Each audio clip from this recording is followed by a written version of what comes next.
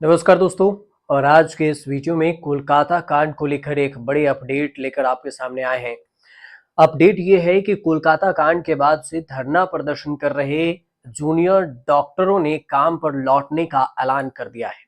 आरजिकल medical college में महिला डॉक्टरों के साथ दरिंदगी के विरोध में 9 अगस्त के बाद से जूनियर डॉक्टर, रेजिडेंट डॉक्टर धरना प्रदर्शन दे रहे थे।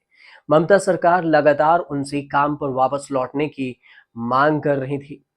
सुप्रीम कोर्ट ने भी डॉक्टरों को वापस काम पर जाने को कह दिया था, लेकिन जूनियर डॉक्टर नहीं मान रहे थे। 20 सितंबर से स्वास्थ्य भवन और कोलकाता में चल रहे धरना प्रदर्शन को खत्म करने का अब ऐलान कर दिया गया है। शनिवार से यानी कि 21 सितंबर से डॉक्टर अपने काम पर वापस लौटेंगे और बाढ़ प्रभावित क्षेत्रों का दौरा कर लोगों की मदद करेंगे। पूरे 41 दिनों के बाद डॉक्टर आवश्यक सेवाओं में वापस लौटेंगे। आपको ये भी बता दें कि कोलकाता कांड के विरोध में जूनियर डॉक्टरों के संगठनों ने धरने का ऐलान कर दिया था। इसके चलते बंगाल की स्वास्थ्य सेवाएं चरमरा गई थी। हड़ताल पर बैठे जूनियर डॉक्टरों की 5 मांगे थीं, जिनमें से ममता सरकार ने 3 मांगे मान लिया थी।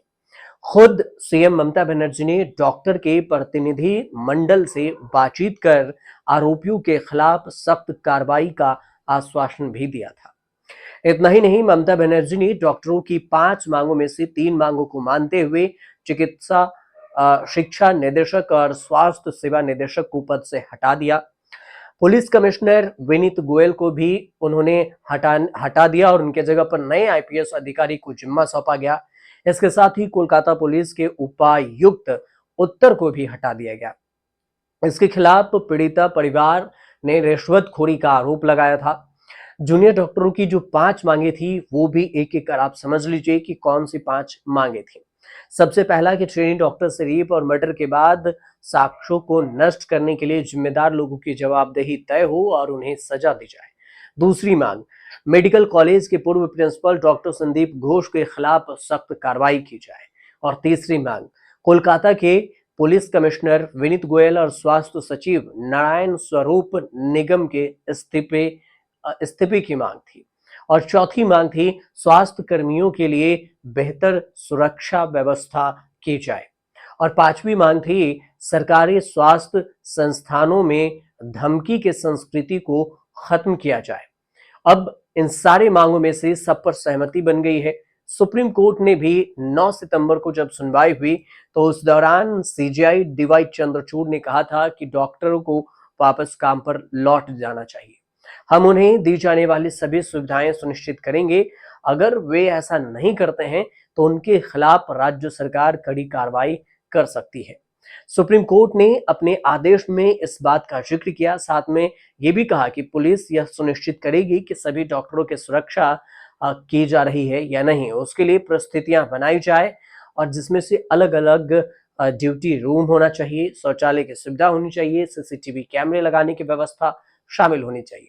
डॉक्टरों को सबसे पहले काम पर लौटना चाहिए और उन्हें काम पर वापस आकर अपना काम पूरा करना चाहिए। कोई बहाना मत कीजिए कि आपके सीनियर काम कर रहे हैं, वो नहीं करेंगे।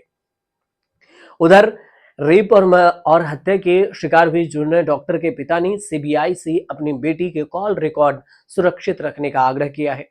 ऐसा भी कहा गया है कि सीबीआई को बताया गया है कि वह अपनी बेटी की मौत से कुछ घंटे पहले उन्होंने फोन पर बातचीत की थी। सीबीआई को जो पत्र लिखा है, उसमें पिता ने अधिकारियों से अस्पताल में सीसीटीवी फुटेज सुरक्षित रखने का भी अनुरोध किया है, खासकर सेमिनार हॉल के फ्लोर पर लगी सीसीटीवी फुटेज, जहां 9 अगस्त को उनकी बेटी का शव मिला था।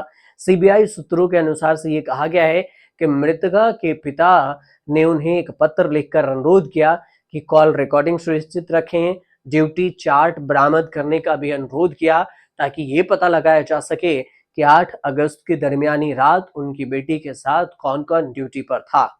माता पिता ने सीबीआई को यह भी बताया है कि अस्पताल के कई इंटर्न और चिकित्सक अपराध में शामिल हो सकते हैं।